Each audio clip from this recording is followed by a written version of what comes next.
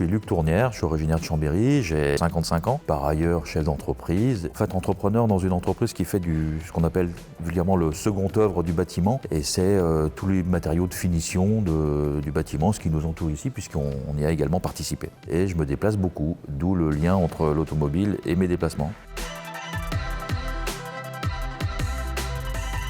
J'ai une affinité toute particulière puisque je me déplace beaucoup de par mon métier. Et le fait d'avoir eu la chance de conduire une gamme très variée d'automobiles, ont fait que la passion a grandi en même temps que mon âge. Et j'ai une vraie passion pour l'auto. Ouais. C'est un peu mon bureau, c'est une annexe de mon bureau. D'ailleurs, ça ressemble puisque j'ai beaucoup de papiers dans mon auto. Je téléphone beaucoup. J'aime quand c'est silencieux. J'aime effectivement que ce soit fiable et que je sois à peu près à l'heure à mes rendez-vous.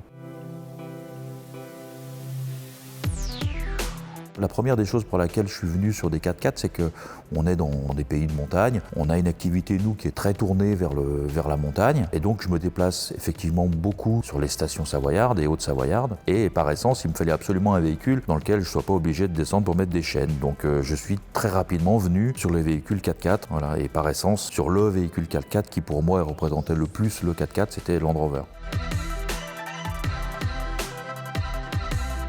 Sur l'engagement, je pense qu'effectivement, on peut créer des parallèles. On a des engagements communs de satisfaction de nos clients et on est très heureux d'aboutir. Il y a un autre parallèle, c'est dans le cas du chef d'entreprise que je suis, c'est de traiter des affaires. Il y a une satisfaction à être reconnu par son client et à traiter des opérations. Et par contre, il y a des fois où je l'envie quelque part. C'est que finalement, un concessionnaire, il vend un produit fini. Sa difficulté, c'est de le commercialiser, c'est qu'il plaise au client. Mais quand l'affaire elle est finalisée sur le plan commercial, sa seule difficulté c'est d'approvisionner le véhicule. Alors que nous, c'est à ce moment-là que commencent à se poser des problèmes, c'est qu'il va falloir réaliser.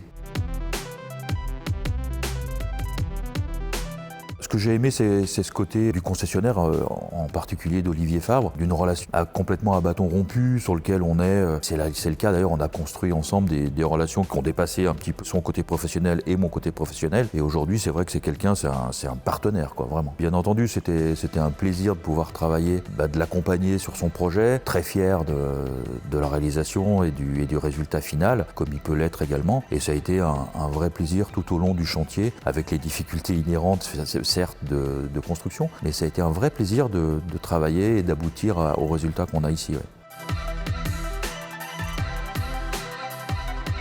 Alors, dans un premier temps, puisque la concession Delta Savoie ne distribuait pas la marque Land Rover, j'ai été client et parallèlement ma famille, puisque par effet boule de neige, bien entendu, que quand vous êtes satisfait d'un service et du véhicule qu'on a, bien entendu que tout votre entourage en profite, quoi. En tout cas, vous souhaitez qu'ils en profitent. Il n'était pas distributeur de la marque Land Rover dans un premier temps, et on est venu à la marque Land Rover avec lui, et c'est vrai qu'on a franchi un cran en termes de gamme, de confort. Et après, c'est vrai que c'est compliqué de changer, de revenir à d'autres marques. C'est une marque qui est un peu addictive, c'est vrai. Je suis client Delta Savoie depuis une trentaine d'années. J'ai suivi l'évolution de la concession, puisque je l'ai vu à plusieurs endroits différents et dans plusieurs architectures différentes. Il y a une anecdote qui est assez récurrente, au fil des années, elle ne s'est pas tellement estompée. Il a une propension à dire que ton véhicule est arrivé, par exemple. Alors ça laisse planer le mystère, parce qu'il y a quelque chose, il dit non, mais là j'ai vraiment le véhicule qu'il te faut, tu vas voir, tu vois. Voilà, c'est assez récurrent et c'est quelque chose qu'il a mis en place, qui est presque devenu un jeu. Il y a un espace-temps qui se passe et tout d'un coup Olivier appelle en disant ton véhicule est arrivé. C'est toujours un moment un peu sympa. Ouais. Le premier, ce serait l'évolution. Le deuxième, qui concerne celui qui a piloté son développement, je dirais l'acharnement. Et le troisième, je dirais le commerce. Sa force, ça va être d'avoir des véhicules en stock qui plaisent et qui sont à la fois disponibles dans un délai qui est cohérent. Donc ça, c'est une force et c'est ce qu'il a également toujours développé. Avoir un temps d'avance sur la commande potentielle de clients lui permet de proposer le véhicule qui est attendu, en fait en disant finalement il est là. Aujourd'hui, c'est un vrai atout.